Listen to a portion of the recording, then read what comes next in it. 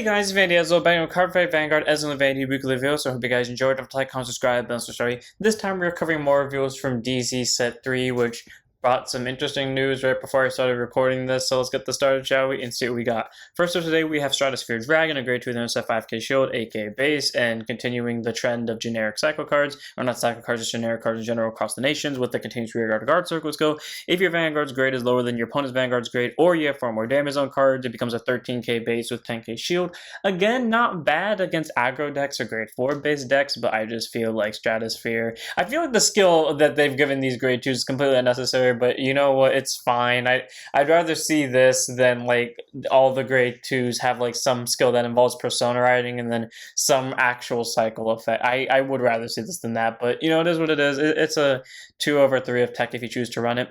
And we have Outsconer Helped, grade 1 boost, 5k shield, 8k base, auto rearguard, and then boosted if you have 2 or more set orders in your order zone, retire it to choose one of your Vanguards, it gets plus 5k for the turn. Cool, in a Vanguard restanding deck, this is an easy boost to the Vanguard, then kill it to give the Vanguard an extra 5,000 power, because, I mean, most decks end up getting 2 cards in set order anyway. Quite literally, every Brand K deck but Prison will get 2 set orders into order zone, because that's just how they play. So Outsconer is a very solid grade 1, and is a very generic splashable card, so it's a 3 of tech if you choose to run it. And we have Water General Cyria, aka the card that immediately reminded me of a Blue Wave grade 3 that had a stride skill. I forgot what her name was, even though I was literally just thinking about it before I started talking about this, and I'm so disappointed that she doesn't have a Vanguard skill, but you know what, this is a D, of course I want to have a Vanguard skill. Auto Rearguard when it attacks on anything, solo charge 1 if it's a trigger unit, no solo charge, choose a normal order or blitz order from the drop zone, put it to your hand, and if you do not put a card, it gets 5,000 power for that battle. So basically, if you solo charge a normal unit or an order, it's an 18k swinger. If you solo charge a trigger unit, you get a free card back all around. It is nice for recycling defensive options, not to mention the fact that it gets your soul back. So in decks that you know, run through a lot of soul and play a lot of orders, like maybe Lascry if you're playing the aggressive version, or Zorga if you're playing Zorga, then Cypher is definitely a solid grade 3 option, so a possible 3/4 even tech in any like soul blasting heavy order based deck. Then we have our new Rideline, which brings me so much disappointment, but we have Unda Barara Banana, grade 0 boost, 5k shield, 6k base, auto roll point for second draw card, standard starter, nothing surprising, free draw if you go second. Then we have Ganon Copper Ramp, grade 1 boost, 5k shield, 8k base, auto and Rotopon by Majestic Ganon. Look at the top 7 card of your deck to 1 grade 3 or greater grade 3 or greater Starunja and his card name from among them, or up to 1 Sutra card from among them. Reveal it, put it to hand, shuffle your deck, so you either get your deck's main order, you get your deck's main grade 3. And then auto rearguard at the end of your turn. If you play the Suture order this turn, retire this unit to choose a grade 3 rearguard card with Starunja's card name from your drop zone, put it to your hand. Okay, it can recycle Persona Rides. That's cool. The only downside is until they actually print another Starunja that's a grade 3, you are only ever going to get a Persona Ride out of this, which is kind of annoying, but I mean, it's still a solid grade 1 nonetheless. So, you know, it's a 1 of in the ride deck and none of in the main deck unless you really want to put it in the main deck. Then we have Majestic Ganon, grade 2 and 5k shield, 10k base, auto roll pound by a grade 3 card with Star Haja in his card name, soul boss 1, subject to 1 search card, reveal, put it to your hand, shuffle your deck. Cool. In an order based deck, it searches orders, what's to not to like about it, and then auto when placed on rear guard circle, if you played a Suture card this turn, soul charge 1, it'll get plus 5,000 power for that turn, so 15k. Solid, it soul charges, and in a deck that does actually have a few soul blasters, it is a nice addition to the main deck if you do want to run in there for 2 of tech.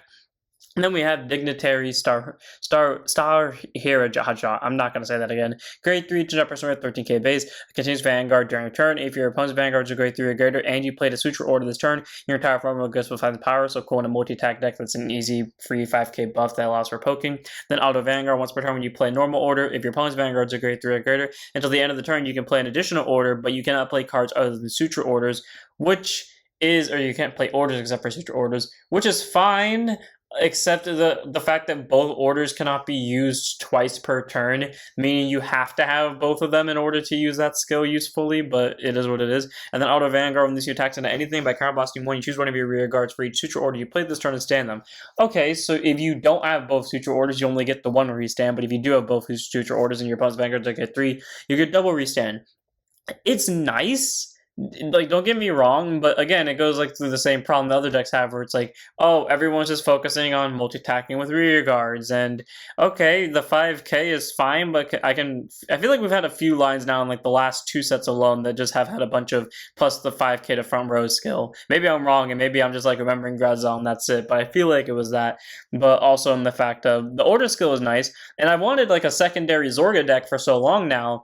I just imagined it would either be like the same thing with Blitz orders though, so basically it'd be the Scrya plus this thing skill, or it just wouldn't be this. I don't know what's disappointing. I just feel disappointed in this grade 3, but it's fine. It's a 3 of, one of in the red deck, 3 of in the main deck. Then we have the 2 orders, Principle of Non-Self and Principle of Suffering. Both are grade 3 normal orders that are sutras. You can play them if you have the name Vanguard that I'm not going to name again, and then you cannot play them. You cannot play a second copy the same turn you play the first one. So the Non-Self order is choose a grade 3 list card from your drop zone call to rear guard. It gets +5 in power for that turn, and then your opponent's Vanguard's a grade 3 or greater. It also gets auto rear guard once per turn. When this unit stands by card abilities, it gets +1 crit for the turn until the end of that turn. So cool, you get a double crit restander. This deck literally just did what every deck made the counter heals for. Either someone gets an extra crit or someone gets the restand and the counter heals get an extra 15k, and this deck just made it, yeah, let's just make one of them absolutely weak to any counter heal. And then Principle of Suffering, well, your opponent gets all of your Vanguards lose 3000 power until the end of your opponent's next turn. Okay, that skill I actually like because A, even if they ride, that ability stays, and B, it just changes the Vanguard's power, not to like some arbitrary negative number like Welser does, but just a simple -3 and that's it. And then if you played another Suture order this turn, Soul Blast 2, you get a draw, and then your opponent gets all your Vanguards, also lose a drive until the end of your opponent's next turn.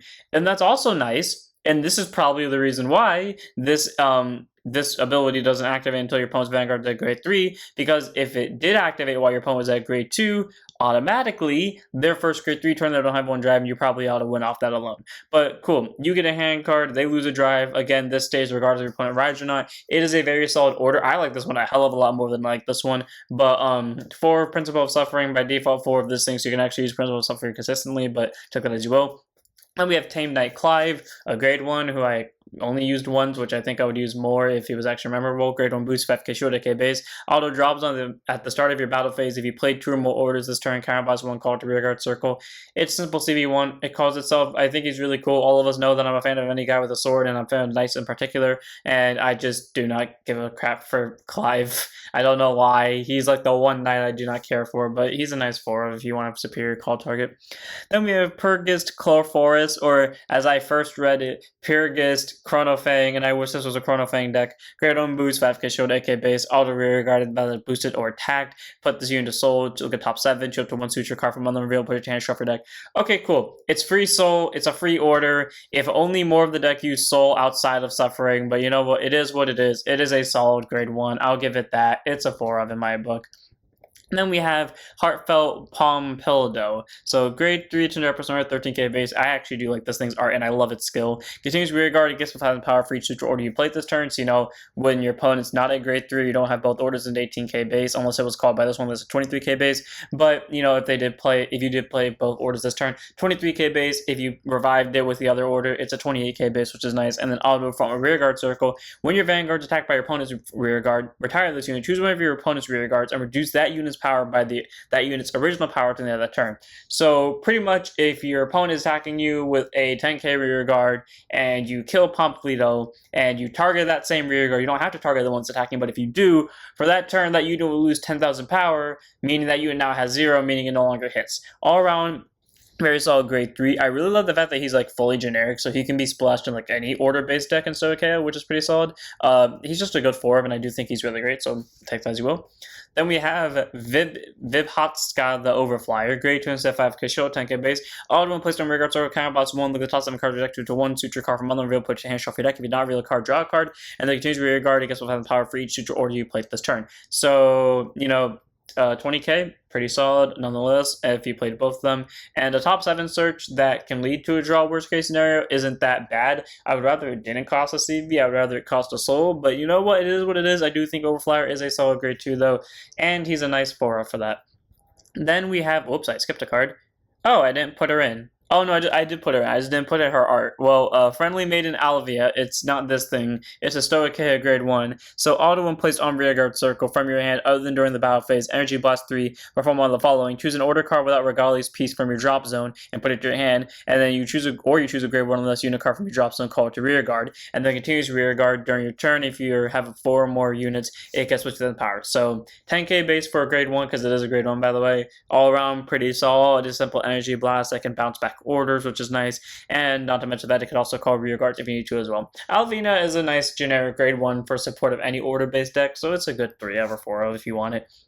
And then we have Platinum Main Stallion. So I think what this set is supposed to be is there's only one actual encounter deck, and that would be Dayusha, and then other encounter decks, specifically Ezel, Vermilion, and Maelstrom, are going to get support. The reason why I specify those 3 is because, yeah, we have Stallion, who's just a single Gold Paladin grade 1, and we don't have another one that does that.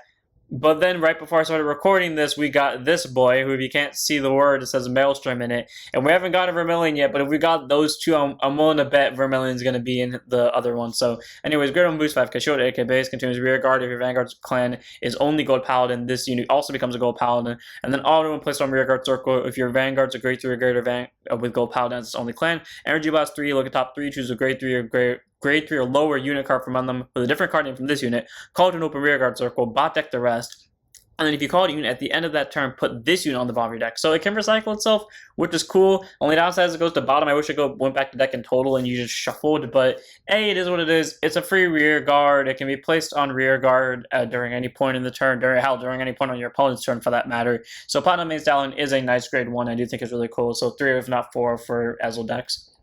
And then we have Knight of Connected Hope's Tefren, grade 1 boost 5, Kashoda AK base, auto rear guard, and boosted. If your opponent's vanguards are grade 3 or greater, retire this unit, choose one of your vanguards, and it gets the power for the turn. So, 10k power, it's nice. It adds numbers to your vanguard, or, just adds for pressure. It's a good grade 1 for multi-attackers, so 3 of if you want to run it. Then we have Soulfist Dragon, Edivoli Dragon, grade 2 instead 5, KSHO, 10k base. Auto when placed on rearguard circle. If your order zone has 2 or more set orders, Energy Blast 4, choose opponent's front or rearguard, kill it. Okay, why? Why do we need this? Why did they make a card, Energy Blast 4, on place, murder a rearguard after having 2 set orders? This part isn't hard. This part is unnecessary. I don't know why they did this, considering I'm pretty sure every archetype, if not majority of them in Brandgate, have some way to murder rear guards and not just specifically the front row. And even if they are, specifically to the front row, or even if they don't have one, there are generic ones that exist that can hit rear guards. I don't know why they printed this, but they did. It's if you really want it, because you want to do some control messing around with your opponent's board, it's a 4 of, but I don't think this is necessary in any way, shape, or form, so take that as you will. Then we have Mare Colossum Dragon, grade 2 instead 5k shield, 10k base. Auto when discard from your hand during your turn. If you have a grade 3 or greater Vanguard Melstrom as card name, Energy Blast 2, call itself to rearguard. Cool, free rearguard, that's not to have, and then continues rearguard to guard circle. If your order zone has a blue storm or Armada card in it, this unit gets intercept from the back row, and it gets plus 5 power and 5,000 shield on top of it, active on both players' turns. So 10k shield, 10k shield, 15k power, all around pretty solid, not to mention the fact it's a back row interceptor, so you can swap it around for more multi-attacks, and it can call itself while being ditched from hand from a Maelstrom effect, or just, during your turn, as long as the Vanguard's a Maelstrom. So for Mare Colossum Dragon, it's just a very solid grade 2. I think it's good for Maelstrom, so it's an easy 4 of. Then we have Rafting Fairy, grade 1 boost, 5 Kashoda K base. Continues rear guard if 3 or more of your rear guards are placed by your card's ability this turn, plus its power. Okay, play this in Zorga 18k booster. You do not play this in Zorga because not necessary, because Zorga automatically has better boosters. But if this is a target from Zorga because it can be one of the cards called by abilities, then this card is better. But again, there are easier cards that hit the 18k a lot better. So for Rafting Fairy, if you choose to make a deck around her, because she can be solid, but him, her, they, them, whatever. But otherwise, don't run it in Zorga. You know what, screw it, run it in Shieldfisher. Slowly but surely, Shieldfisher is going to become an OP deck. I made that joke before, and I feel like it's going to happen for real. And now it's time to finish up with our end of day reveals. So first up, we have Anchorage, Franklin, and Hellish Burn Dragon. So the new Kaguro and Grand Blue grade 1s respectively, that act as, G guards when placed on guard circle or when being used as cost, and then when they're placed on guard circle trigger from the hand. You can remove 1 heal trigger for both. For Franklin, you can choose up to 1 unit card from your drop zone without Sentinel, call it to guard circle, and if you call it a normal unit, you get to counter boss 1 and choose one of your vanguards, and you get 5 power for that turn. So all around pretty solid because it's a free grade 1. You can get back to guard circle, and the vanguard's an extra 5k shield, and this can trigger PGs, so there's that. And then not to mention the fact that there's Hellish Burning Dragon, who, you know, can, by removing the heal trigger, it'll get plus 10,000 shield for each of your opponent's open rearguard circles, and if your opponent has 1 or less open rearguard circles, you can counter boss 1 and give the vanguard a free 5k.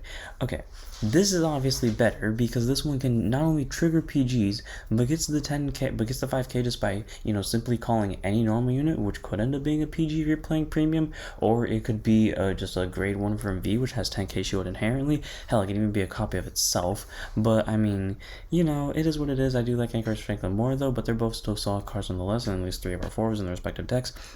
Then we have the Shoujo Doji reveals. So first up we have Stealth Beast Rokurai, grade 1 boost, 5k shield, 8k base. I really love the fact that this thing's a deer with like a bunch of electric horns. Auto rearguard, when it boosts, if you have a grade 3 or greater Vanguard Shoujo Doji in its card name, put a hand card to your soul and choose a face-up card in your opponent's bind zone, put it to the drop zone, so bind zone killer, which is all around really cool. I remember right before this got revealed, I was starting to think that I really wish Shoujo Doji had a bind zone remover, and there we go, we got one.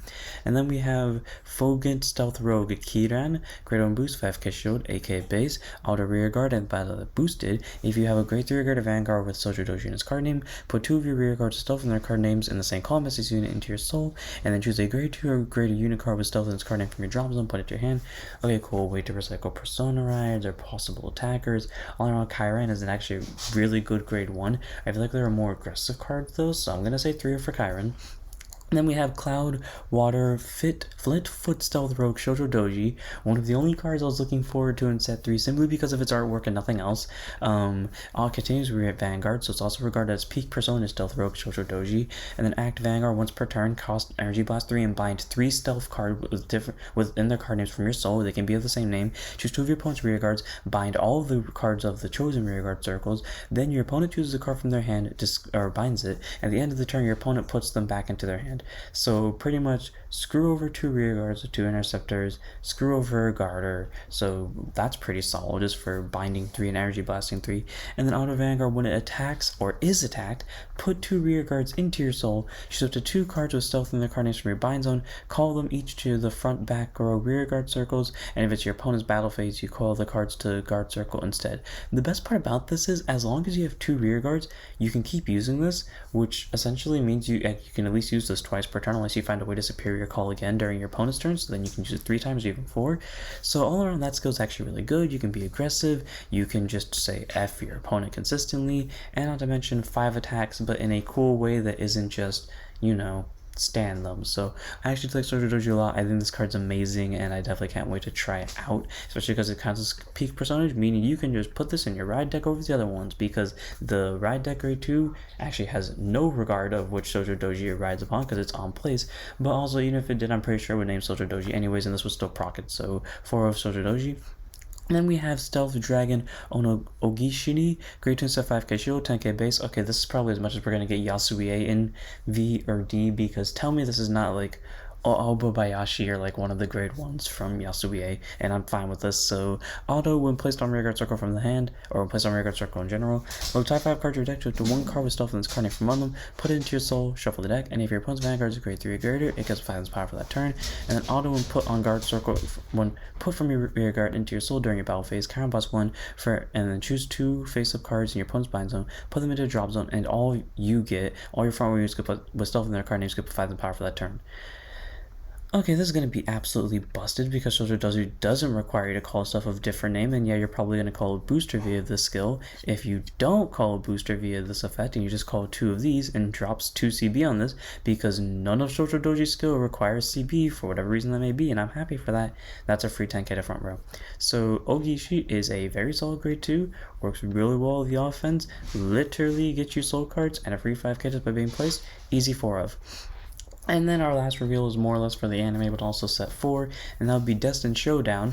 So it turns out, if you don't remember, when the Fated ones first got revealed, it was leaked as Destined ones, and then it was changed to Fated ones, and I think, honestly, that the Destined one thing, Yeah, that may have just been foreshadowing, because now we're featuring all 6 nations for this one, but we only get 5 destined ones, but they're all going to have divine skills. The important part is one of the nations is not getting a divine skill, presumably.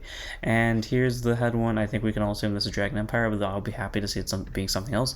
And that is Kuno Akawa, a new character with the destined one of Infinity, Levidros. The only reason I am showing this is because of this right here.